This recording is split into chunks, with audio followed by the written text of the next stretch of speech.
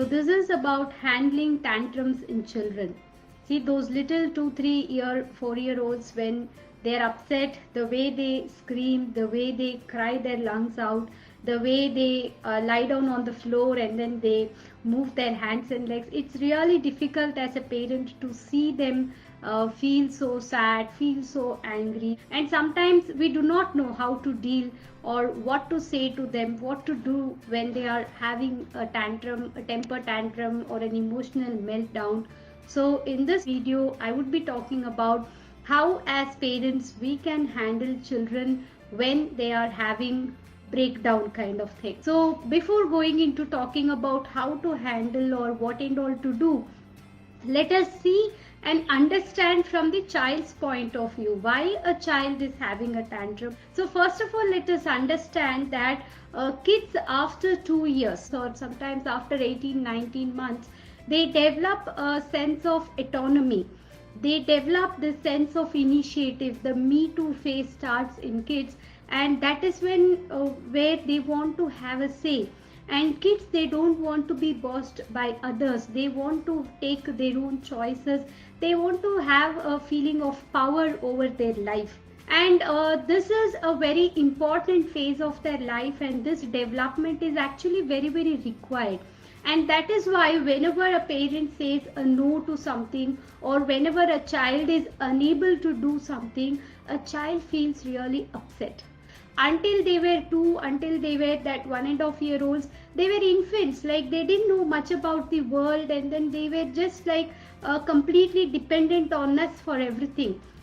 But now once their movement has started, they want to explore the world, they want to find out about the world, they want to do things according to their will. They want to do so many things, but sometimes they are unable to do also. Their physical bodies don't let them. See, when they are trying something new, when they are standing up on that chair, when they are about to jump from that particular chair or a sofa, all these things they are doing out of that sense of exploration. As adults, like children expect from us adults that sense of comfort, security, okay, share that joy with them when they are trying it out. But instead, most of the times, the adults around, we tell them not to do it, don't do this, be careful, you will get hurt. Whenever they want to explore something and they are unable to do, it just keeps on accumulating, and after a certain point it just bursts out in the form of a emotional meltdown or a temper tantrum. So the first things that I would tell parents is to look for signs when your child is having a temper tantrum or going to have a temper tantrum or an emotional meltdown, and try to avoid it even before it could happen. You can try this halt method. Halt method is when children are hungry, they tend to have a temper tantrum. When children are angry, when children are lonely, and when children feel tired. So you can keep this in mind. Temper tantrums happen because of these 4 things also. And one more thing that I would tell is avoid your no's also. Avoid saying don't to your child. Avoid saying no to your child. Instead, you can phrase it in a positive way. Instead of saying no, don't jump from there, you can tell come, let's jump from here. Okay, so you can just convert it. Instead of saying what the child cannot do, talk to a child in a way where you are conveying the message on what they can do. Instead of using that don'ts, use more of do's in your sentences. For example, if a child wants a cookie before having her breakfast or lunch, you, instead of saying no biscuits before lunch, you can tell yes, you can have biscuits when we are going out to play in the park or before we go out to play in the park.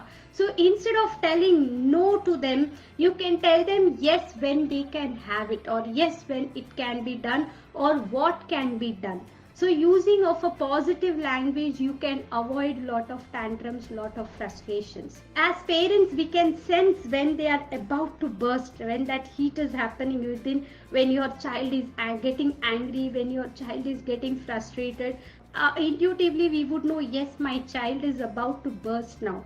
So that is the moment you catch hold of that time, instead of letting it go out of control. And how you can do that, how you can catch hold of that time and then let them soothe and calm, the only thing is talk in a way which is understanding to them. Talk in a way where you show empathy towards that feeling that they are having.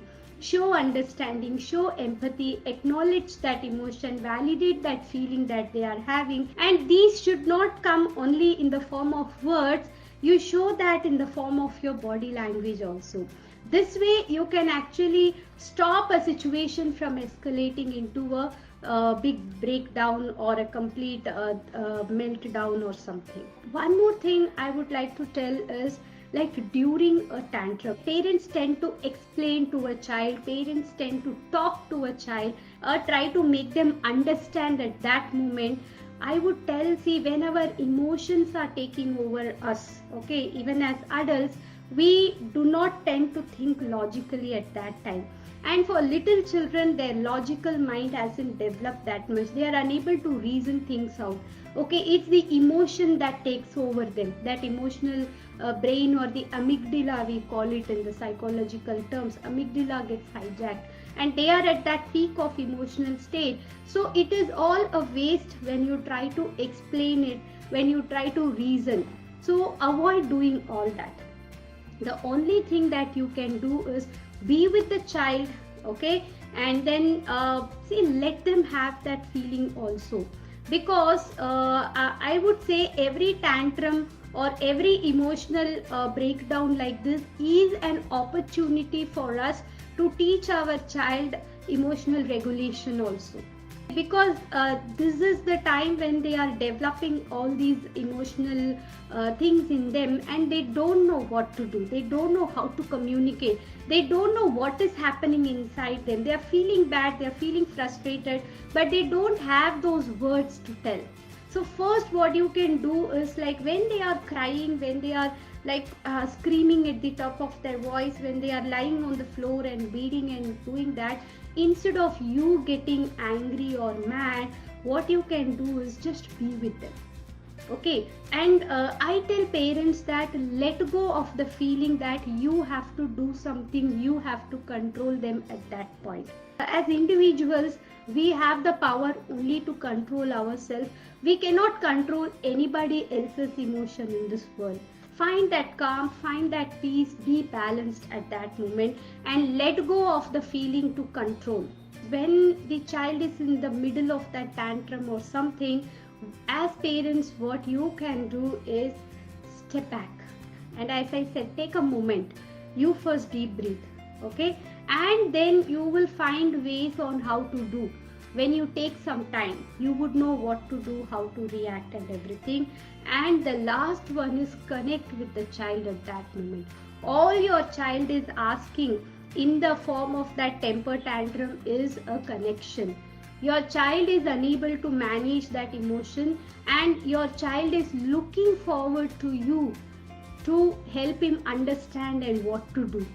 So instead of you getting angry, you shouting at your child, or instead of trying to put the child in a timeout or something, just be with the child. Put a hand on his or her shoulder if that child loves to be touched. Okay, you can do that and show that empathy non-verbally. Send the message of love to your child. You need not speak words also. Your body language will show.